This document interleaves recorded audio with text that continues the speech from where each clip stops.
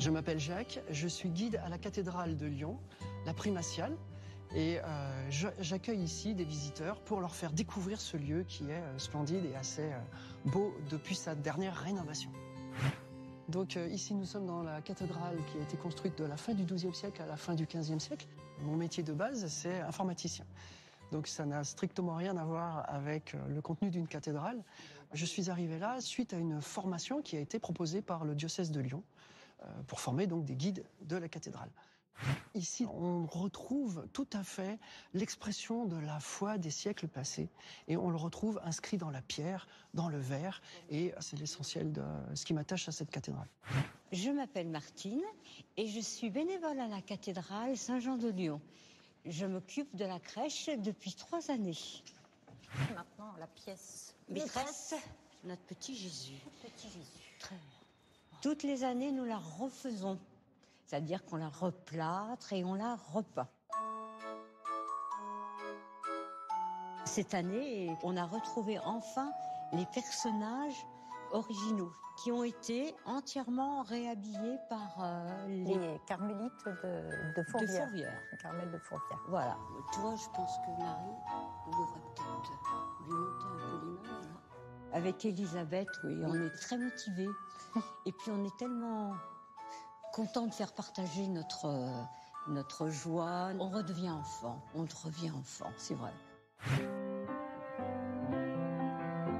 Je m'appelle Jeanne Bernier, j'ai 31 ans. Et Laetitia.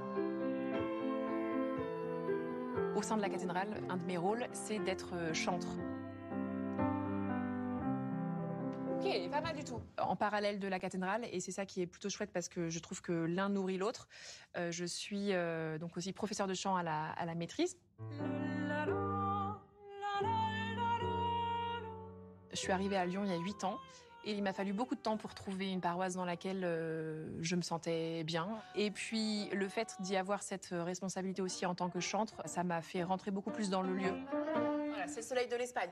Pam, pam, pam, encore. Et le chant, il est là avant tout pour accompagner. Voilà, c'est ça. C'est un intermédiaire entre la terre et le ciel, j'ai envie de dire. Et maintenant, je vous invite à suivre avec nous la messe retransmise en direct et chantée depuis la cathédrale Saint-Jean de Lyon.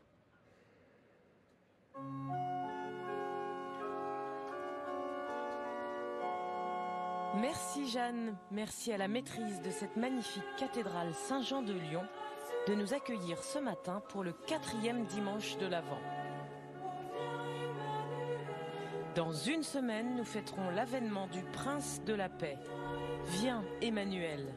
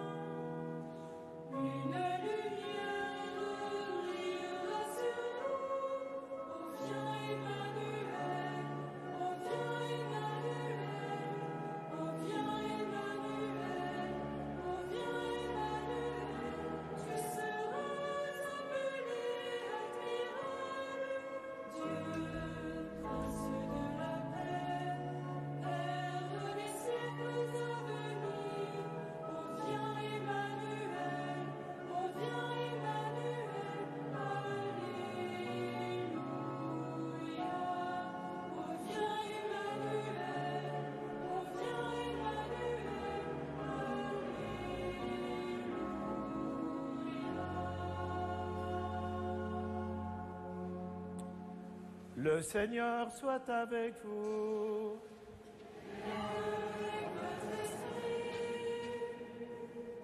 Nous voici rassemblés pour ce 4e dimanche de l'Avent, 4e étape vers le beau jour de Noël. Nous sommes heureux aujourd'hui de célébrer cette Eucharistie avec tous les fidèles du jour du Seigneur qui nous rejoignent pour se mettre en marche à l'écoute de celui qui vient, le Prince de la paix. Oui, le 21 janvier, vous le savez, le pape François a déclaré docteur de l'Église, docteur de l'unité, Saint Irénée de Lyon. Irénée, quel beau prénom. En grec, cela veut dire la paix. Pendant cette Eucharistie, nous prierons particulièrement pour la paix dans notre monde, pour tous les peuples qui sont en guerre, en particulier nos frères et sœurs d'Ukraine, et puis aussi pour les victimes de l'incendie de Vaux-en-Velin. Et nous rendons grâce pour le beau geste de solidarité qui s'exprime en ce moment. Oui, entrons dans cette Eucharistie en traçant sur nous ce beau signe de la croix et en implorant la miséricorde du Seigneur. Car nous voici rassemblés au nom du Père et du Fils et du Saint-Esprit. Amen.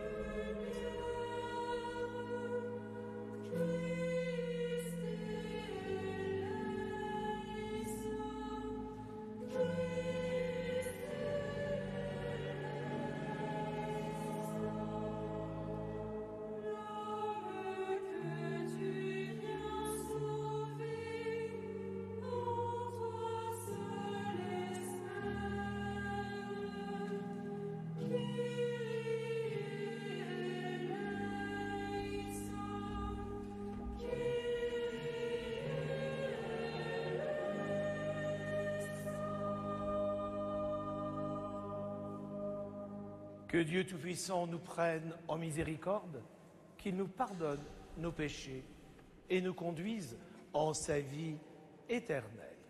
Amen. Prions le Seigneur. Nous te prions, Seigneur, de répandre ta grâce en nos cœurs. Par le message de l'ange, tu nous as fait connaître l'incarnation de ton Fils bien-aimé.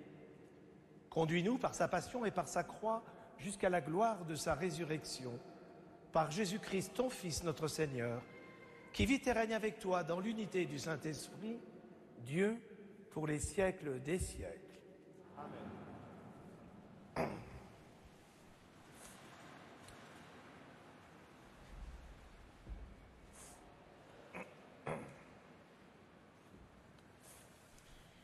Lecture du livre du prophète Isaïe.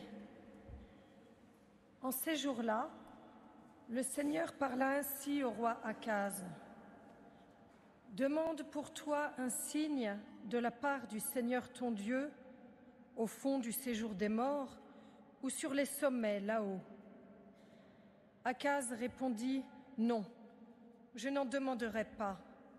Je ne mettrai pas le Seigneur à l'épreuve. Isaïe dit alors, « Écoutez, maison de David, il ne vous suffit donc pas de fatiguer les hommes, il faut encore que vous fatiguiez mon Dieu.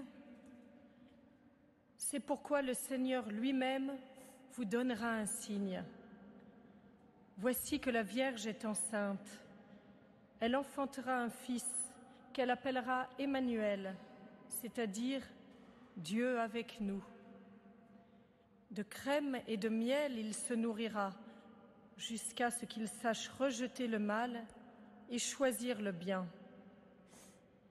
Avant que cet enfant sache rejeter le mal et choisir le bien, La terre dont les 2 rois te font trembler sera laissée à l'abandon. Parole du Seigneur. Nous rendons grâce à Dieu.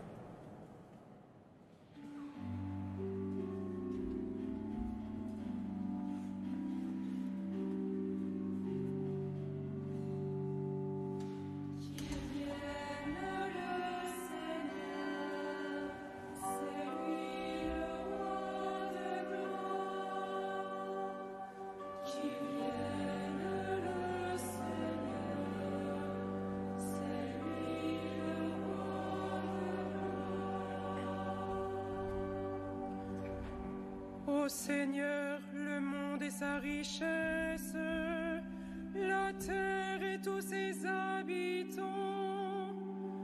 C'est lui qui a fondé sur les mers et la garde inébranlable sur les flots. Qui peut gravir la montagne du Seigneur et se tenir dans le lieu saint?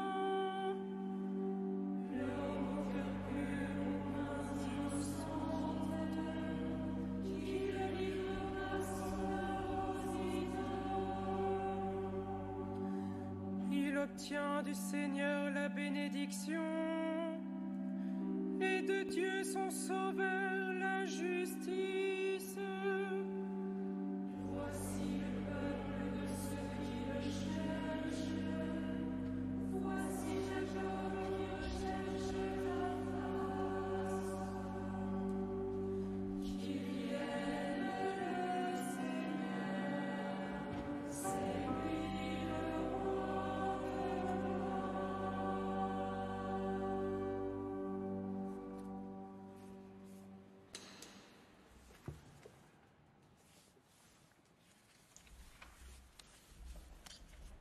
Lecture de la lettre de saint Paul, apôtre aux Romains. Paul, serviteur du Christ Jésus, appelé à être apôtre, mis à part pour l'évangile de Dieu, à tous les bien-aimés de Dieu qui sont à Rome. Cet évangile que Dieu avait promis d'avance par ses prophètes dans les Saintes Écritures concerne son Fils qui, selon la chair, est né de la descendance de David et, selon l'esprit de sainteté, a été établi dans sa puissance de Fils de Dieu par sa résurrection d'entre les morts. Lui, Jésus-Christ, notre Seigneur. Pour que son nom soit reconnu, nous avons reçu par lui grâce et mission d'apôtre, afin d'amener à l'obéissance de la foi toutes les nations païennes, dont vous faites partie, vous aussi que Jésus-Christ a appelés. À vous, qui êtes appelés à être saints, la grâce et la paix, de la part de Dieu notre Père et du Seigneur Jésus-Christ. Parole du Seigneur.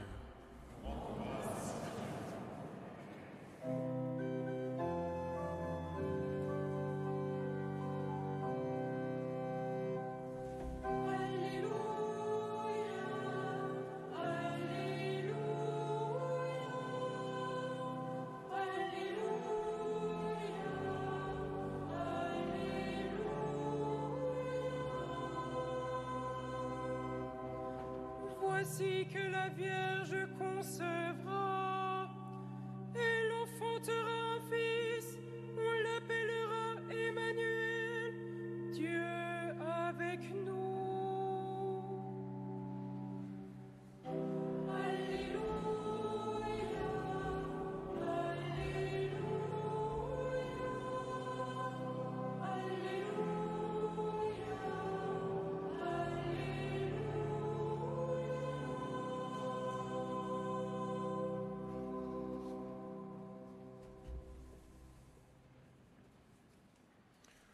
Le Seigneur soit avec vous.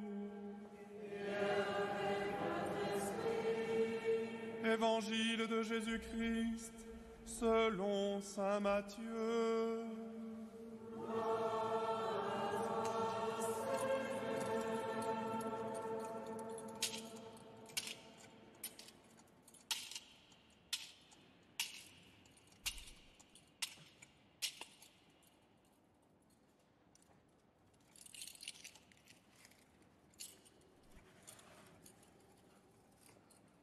Voici comment fut engendré Jésus-Christ.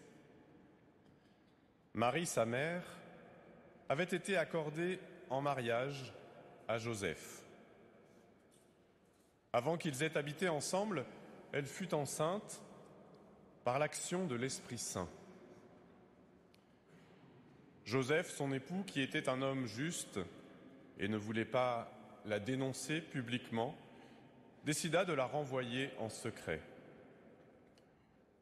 Comme il avait formé ce projet, voici que l'ange du Seigneur lui apparut en songe et lui dit : « Joseph, fils de David, ne crains pas de prendre chez toi Marie, ton épouse, puisque l'enfant qui est engendré en elle vient de l'Esprit Saint.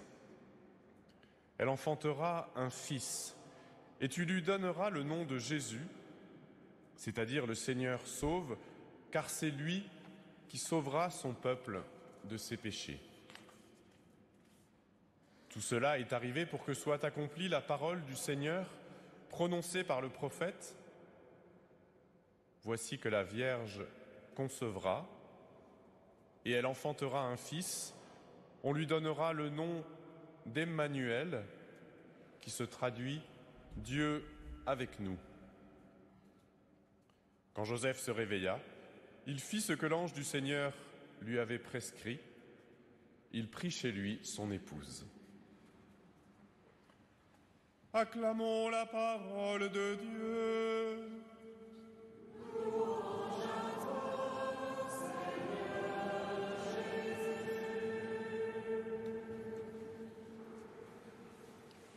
C'est le père Patrick Rollin, prêtre du diocèse de Lyon et recteur de la primatiale Saint-Jean, qui prononce l'homélie. Mes amis, dans les crèches de Noël, chaque santon a son histoire. L'enfant Jésus, Marie, les bergers, les anges, les mages, même le bœuf et l'âne. Nous savons quel fut leur rôle dans l'événement. Mais Joseph, qu'a-t-il fait au juste ? On met son santon près de Marie pour qu'il ait une place, mais quel fut son rôle dans cette naissance ? Il semble que la nativité se déroule dans une famille monoparentale, tant la présence de la mère est écrasante. Joseph, c'est un peu l'histoire d'un père oublié.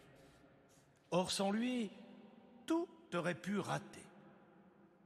Joseph, l'homme dérouté par la perspective d'une naissance imprévue, la venue au monde d'un enfant qui n'attend pas. Un homme qui s'est demandé quelle attitude prendre. Un homme juste, nous dit l'Évangile, c'est-à-dire un homme qui s'efforçait de conformer sa vie à la volonté de Dieu. Et pour le juif pieux qu'il était, être fidèle à la volonté de Dieu, c'était suivre les impératifs de la loi. Or, la loi est claire. Une femme adultère, même si l'on est fiancé, doit être répudiée. C'est donc ce qu'il décide de faire. Mais Joseph est plein de prévenance, puisqu'il projette une séparation discrète pour éviter de ternir la réputation de la jeune Marie. Juste, correct, discret ce Joseph. Un homme bien sous tout rapport. Mais, surprise, son plan va s'effondrer.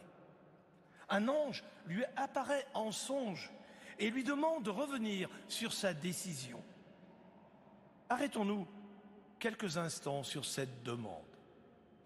Cette demande tellement surprenante, une demande même très inconvenante, car vous le savez, il y a des choses qui se font et d'autres qui ne se font pas.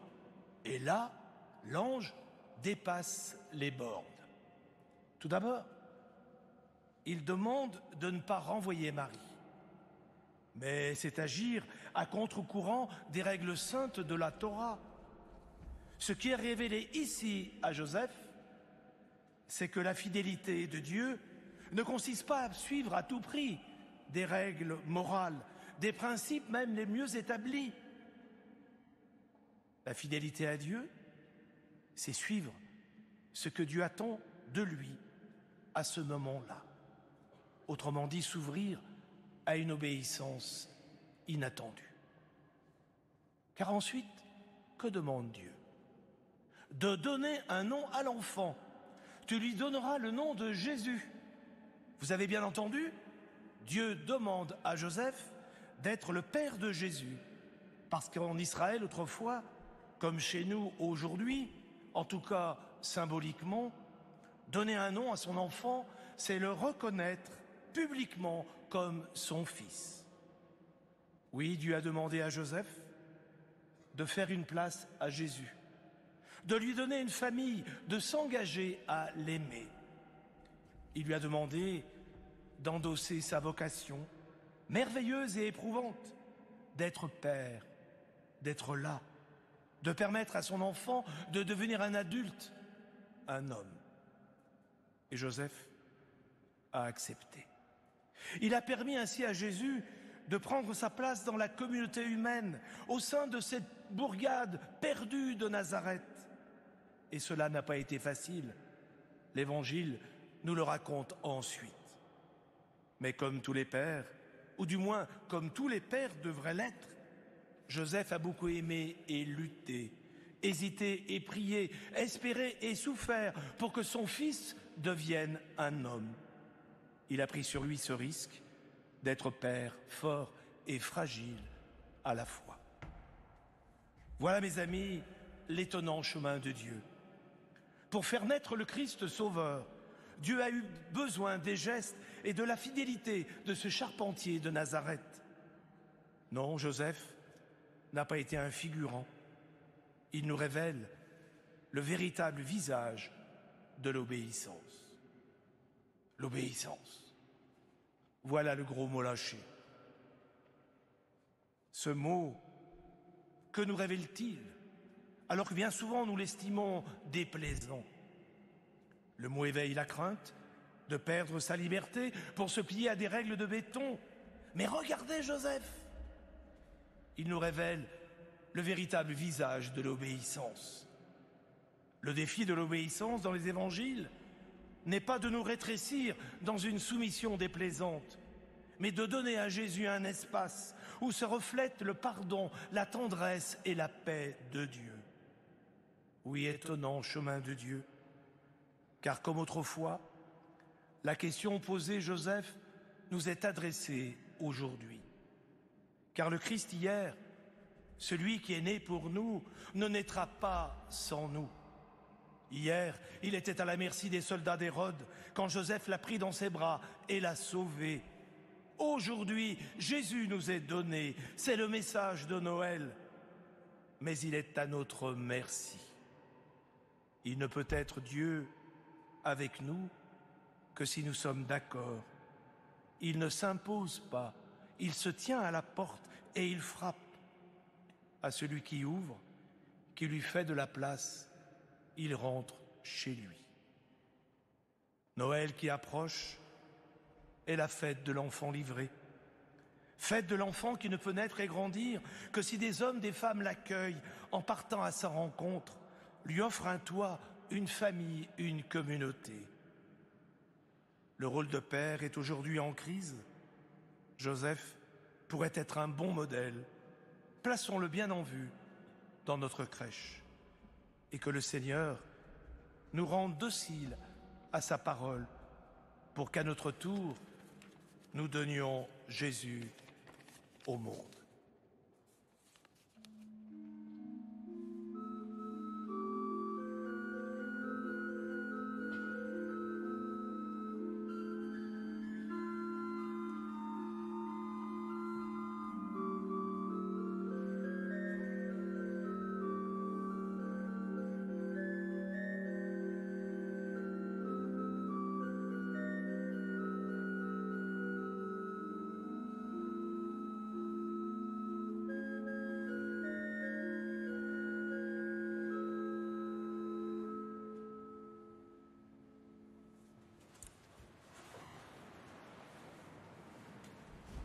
Je crois en Dieu, le Père Tout-Puissant, Créateur du ciel et de la terre, et en Jésus-Christ, son Fils unique, notre Seigneur, qui a été conçu du Saint-Esprit, est né de la Vierge Marie, a souffert sous Ponce Pilate, a été crucifié, est mort et a été enseveli, est descendu aux enfers, le troisième jour est ressuscité des morts, est monté aux cieux, est assis à la droite du Père Tout-Puissant, d'où il viendra juger les vivants et les morts.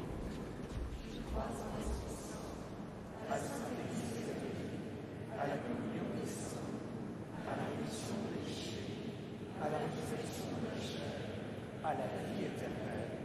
Amen. Tandis que nous attendons l'avènement de Jésus-Christ, notre Seigneur, implorons sa miséricorde pour qu'il apporte le salut et la paix au monde d'aujourd'hui.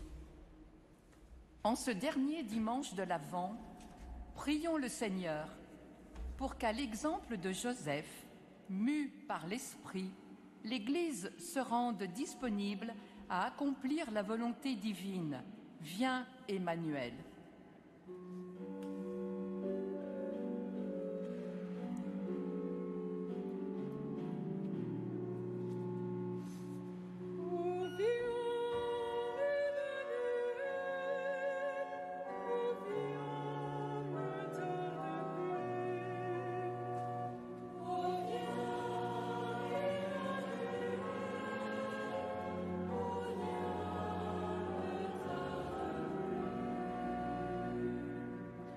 À l'approche de Noël, prions l'enfant Jésus, lumière des nations, pour que les dirigeants politiques osent l'impossible pour protéger la vie humaine et recherchent sans relâche la paix.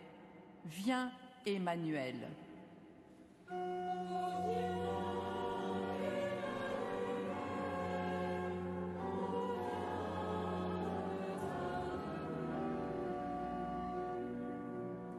En ces jours d'attente, prions le Seigneur pour les personnes sans toit, sans famille, sans patrie, qui ressentent plus douloureusement encore leurs conditions, afin qu'elles trouvent un peu de réconfort et de chaleur. Viens, Emmanuel.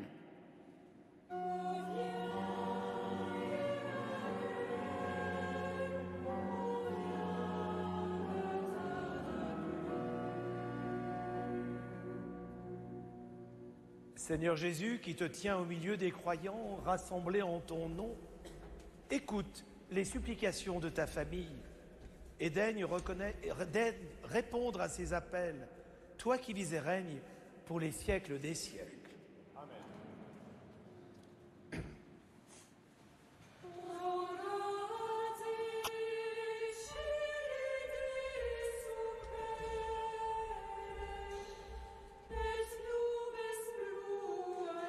L'hymne du Rora Te Celi fait écho à la première lecture de ce dernier dimanche de l'Avent. Il exprime toute l'attente du juste, dont l'arrivée est annoncée pour bientôt.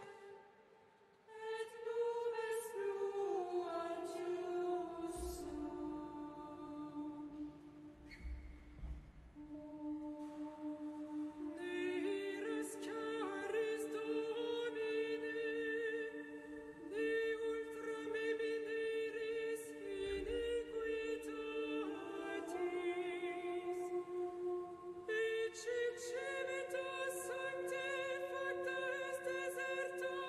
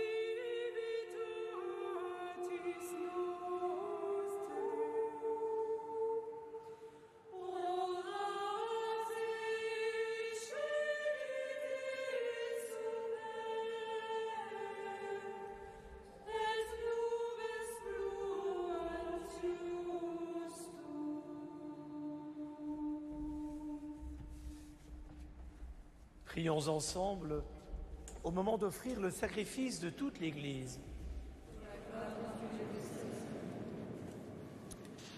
Ces offrandes déposées sur ton autel, Seigneur, que l'Esprit les sanctifie, lui dont la puissance a fécondé le sein de la bienheureuse Marie, par le Christ, notre Seigneur.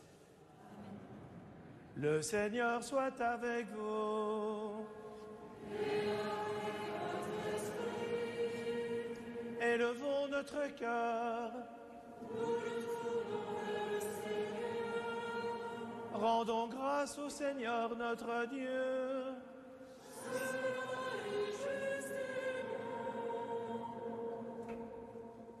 Vraiment, il est juste et il est bon de te rendre gloire, toi le Dieu vivant, toi le Dieu trois fois saint, pour ton action de grâce en tout jour et en tout lieu.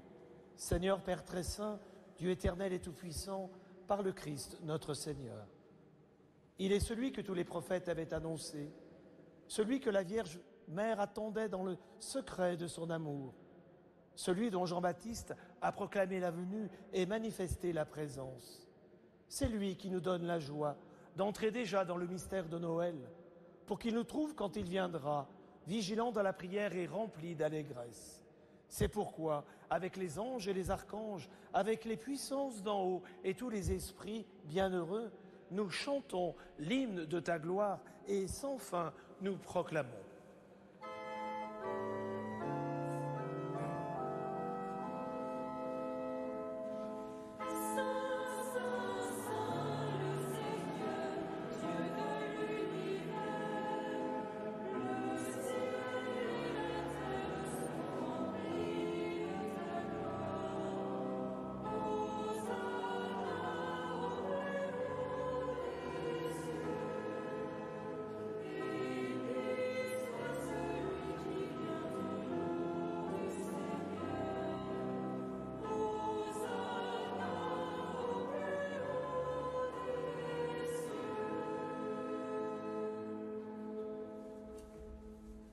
Tu es vraiment saint, Dieu de l'univers, et il est juste que toute la création proclame ta louange, car c'est toi qui donnes la vie. C'est toi qui sanctifies toutes choses par ton Fils Jésus-Christ, notre Seigneur, avec la puissance de l'Esprit Saint. Et tu ne cesses de rassembler ton peuple, afin que du levant au couchant du soleil, une offrande pure soit présentée à ton nom. C'est pourquoi nous voici rassemblés devant toi, Dieu notre Père, et dans la communion de toute l'Église, nous célébrons le jour où le Christ est ressuscité d'entre les morts. Par lui, que tu as élevé à ta droite, nous te supplions de consacrer toi-même les offrandes que nous apportons. Sanctifie-les par ton esprit, pour qu'elles deviennent le corps et le sang de ton Fils, Jésus-Christ notre Seigneur, qui nous a dit de célébrer ce mystère.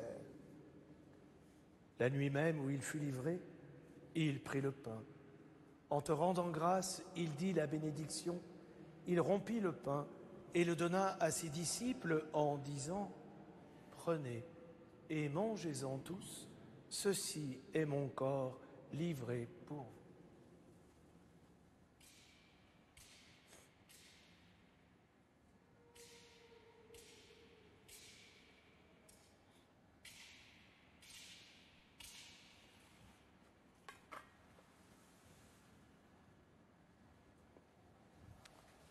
De même, à la fin du repas, il prit la coupe.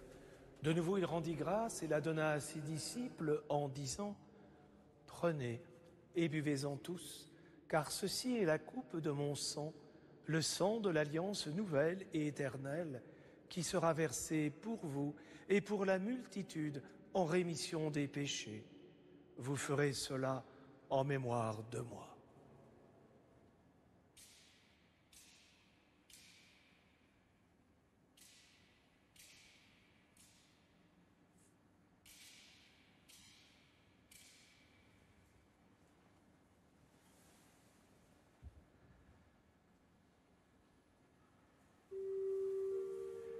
Il est grand le mystère de la foi.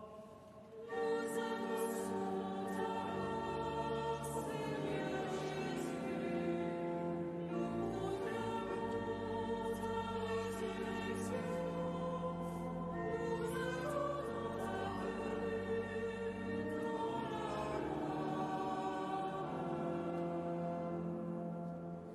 en faisant ainsi mémoire de ton Fils, de sa passion qui nous sauve, de sa glorieuse résurrection et de son ascension dans le ciel, alors que nous attendons son dernier avènement, nous t'offrons, Seigneur, en action de grâce, ce sacrifice vivant et saint. Regarde, nous t'en prions, l'oblation de ton Église, et daigne y reconnaître ton Fils, qui, selon ta volonté, s'est offert en sacrifice pour nous réconcilier avec toi.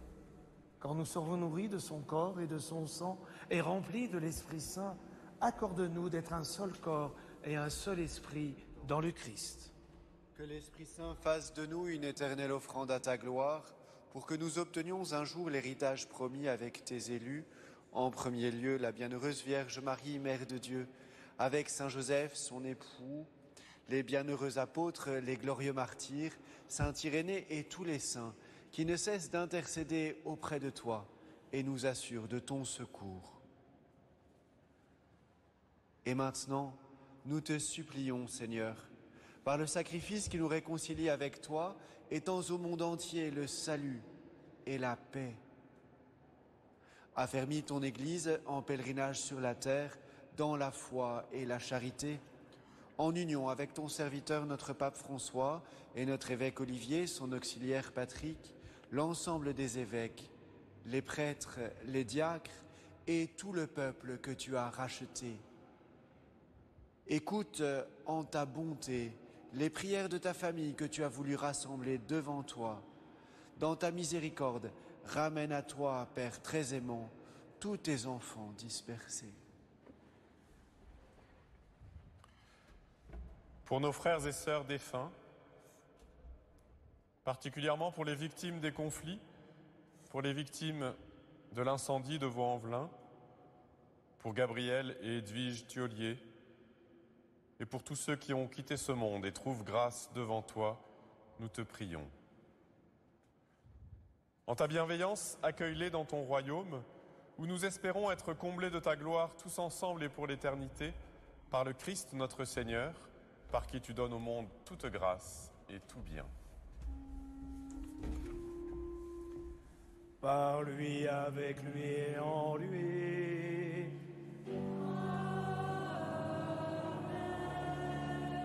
À toi, Dieu le Père Tout-Puissant, dans l'unité du Saint-Esprit.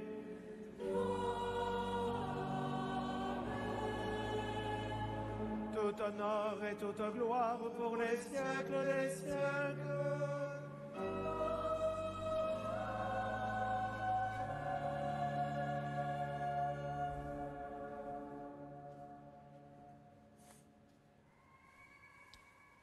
Comme nous l'avons appris du Sauveur, et selon son commandement, nous osons dire: Notre Père, qui es aux cieux, que ton nom soit sanctifié, que ton règne vienne, que ta volonté soit faite sur la terre et sur le ciel. Donne-nous aujourd'hui notre pain quotidien. Pardonne-nous nos offenses, comme nous pardonnons aussi à ceux qui nous ont offensés, et ne nous laisse pas entrer en tentation, mais délivre-nous. Oui, Seigneur, délivre-nous de tout mal et donne la paix à notre temps. Soutenus par ta miséricorde, nous serons libérés de tout péché, à l'abri de toute épreuve, nous qui attendons que se réalise cette bienheureuse espérance, l'avènement de Jésus le Christ, notre Sauveur. Car c'est à toi qu'appartiennent le règne, la puissance et la gloire, pour les siècles des siècles. Seigneur Jésus-Christ, tu as dit à tes apôtres: je vous laisse la paix, je vous donne ma paix.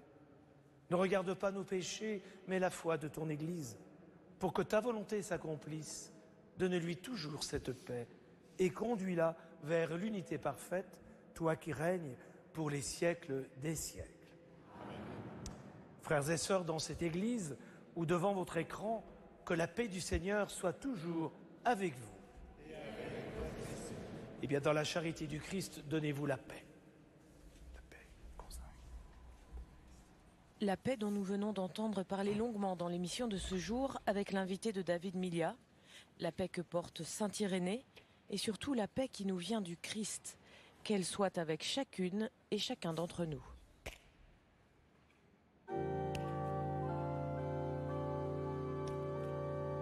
On est combien?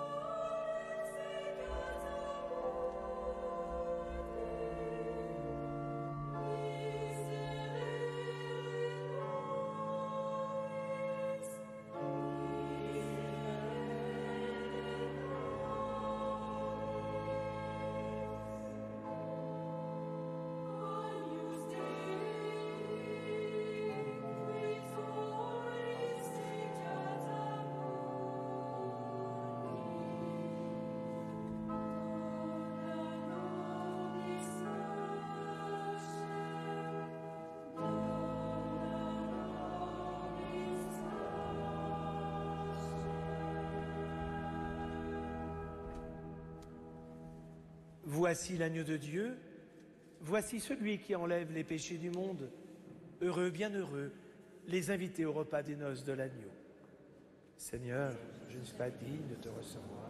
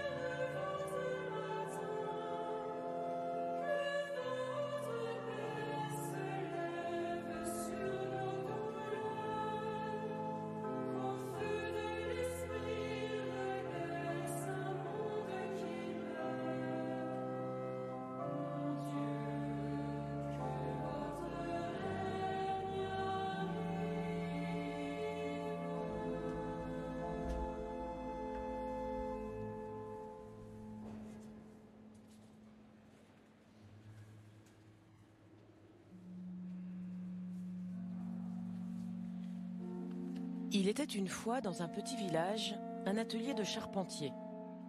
Une nuit, alors que l'artisan était absent, les outils se réunirent en grand conseil sur l'établi. Les discussions furent longues et animées. Il s'agissait d'exclure de la communauté des outils un certain nombre des membres. L'un prit la parole. « Il nous faut, dit-il, exclure la scie, car elle mord et elle grince des dents. » Un autre dit « Nous ne pouvons conserver parmi nous le rabot, qui a le caractère tranchant. » Quant au marteau, dit un autre, « Je le trouve assommant. Il nous tape sur les nerfs, excluons-le. » Et les clous? Peut-on vivre avec des gens qui ont le caractère aussi pointu? qu'il s'en aille. Ainsi discouraient en grand tumulte les outils du charpentier. Tout le monde parlait à la fois. L'histoire ne dit pas si c'était le marteau qui accusait la scie et le rabot les clous, mais il est probable que c'était ainsi, car à la fin de la séance, tout le monde se trouvait exclu. La réunion bruyante prit fin subitement avec l'entrée du charpentier dans l'atelier. L'artisan saisit une planche et la scia avec la scie qui grince des dents. La rabota avec le rabot au ton tranchant. Il utilisa les clous au caractère pointu et le marteau qui cogne. Oui, il se servit de tous ces outils car chacun d'eux était indispensable. Indispensable à la fabrication d'un berceau pour accueillir l'enfant à naître tout bientôt. C'est ainsi que finit ce conte de l'artisan charpentier qui était avant tout un artisan de paix.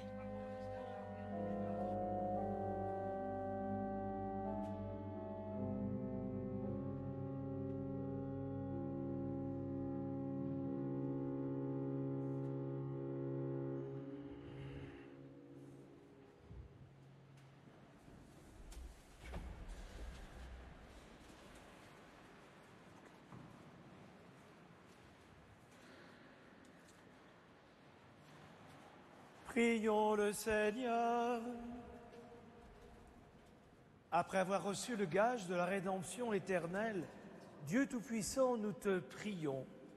À mesure qu'approche le jour où nous fêterons le salut, donne-nous une ferveur de plus en plus grande pour célébrer dignement le mystère de la nativité de ton Fils, lui qui vit et règne pour les siècles des siècles.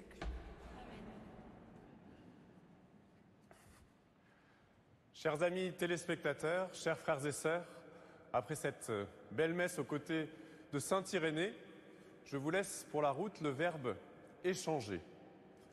Échanger, c'est ce que l'on espère faire dans les jours qui approchent, passer des moments avec nos proches, échanger des cadeaux, échanger des cartes de vœux avec ceux qui sont plus loin, échanger des signes de paix.